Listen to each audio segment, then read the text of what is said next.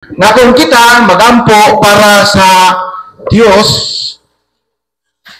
ug ang pagampo pod para sa mga santos dako kahimuan para sa Dios mahitungod sa atong kaluwasan.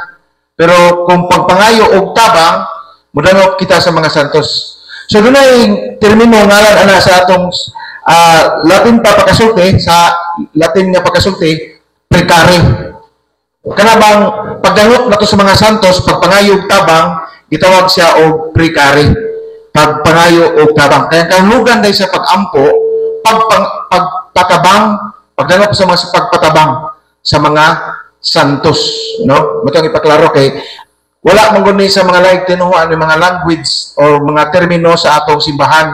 Nagkantag mga language sa atong simbahan nga gamiton pang sinimbahan or sa atong simbahan nga mga language. Dahil sa atong simbahan natay duha ka matang sa pagampo, two kinds of worship. Kung sa man siya, bisig kayo no, naan siya adoration o veneration. Mo ni wa sa mga laing tinuhuan na atay adoration na apoy veneration. Sa laing tinuhuan, lahap nila worship man two kinds of worship. Lahap nila ang ilang nagbawan kanira. Kita na atay adoration o veneration. Kining adoration adto ni idapat nato God alone mo nang gitawag og latria. Worship God alone. By the way, nala sa Mateo 4:7 ingon ang Ginoo, sa Ginoo yawa, simbaha ang Ginoo nga imong Dios.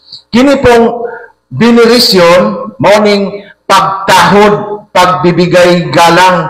So naani siya gitawag pod sa Greek og dulia, no? So, pagtahod sa Greek, dunay tulupod ka elemento, tulupod ka hotong.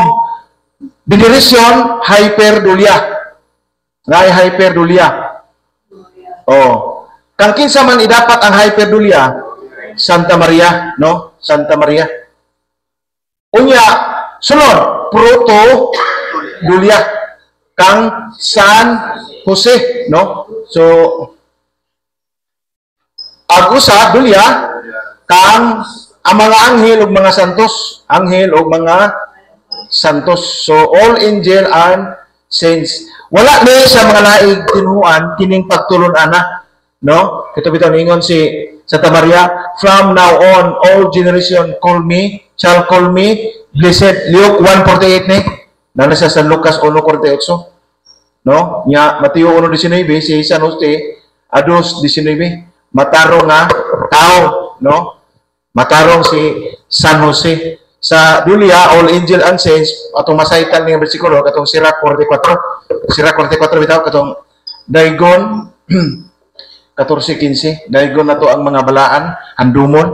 So, dinhandapita, kung ato kung taga-analogy, ang analogy panalitan, ang presidente, mao ang Dios, o niya ang gobernador, ang congressman, mao na siya panalitan,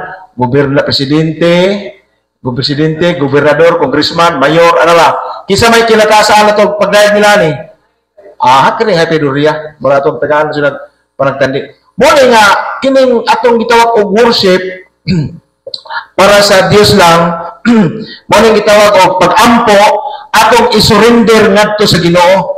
Ang atong pagampo mo ning ipag-surrender. Pero kung kining pagpakabang na po sa mga santos, precari, paghangyo, lahat ni sila sa dirin napita. No? Pero kung mag-ampo ta, ang atong gesture, usara. Usara ko mag-ampo ta. Pero lahi ang atong paghatag og tumong. Pagkatan ba, muhawak ka sa imong asawa, mihawak ka sa imong asawa, mihawak po ka sa imong anak, parehas lang hawak. Pero dili parehas ko pagbati. Mingon ko sa akong asawa, I love you. Mingon po ko sa akong anak, og I love you. Parehas lang. Gigamit ako, hawak, parehas na po og hawak, parehas na po og pagngog, I love you, parehas na po I love you. Pero dili parehas o pagbati. Muhawak ko sa akong ugangan nga babae, na muhawak po ko sa akong asawa, I love you. Parehas magpagbati? Adi gid parehas kay delikado maparehas. Mabaliw. Ha? Di gina parehas, ha? So mo wa masabti sa mga laig tinuan nga naa kaning doktrina, ha? Ang ila kay kini raman. Pero sayod ta, bisan sa literal gud nato, mga sundalo, mag-abot ay ang presidente, gobernador ug mayor, kinsa may labing pasidunggan. Presidente, here mo na ang nato ning ay diha. O wala ni, makunibalik-balik ko na ko nga, wala magod ninyo ng doktrina, ha? Manginyo ra bang god katuro magong usa, no? So, naa sa atong simbahan ang pagtulon ana.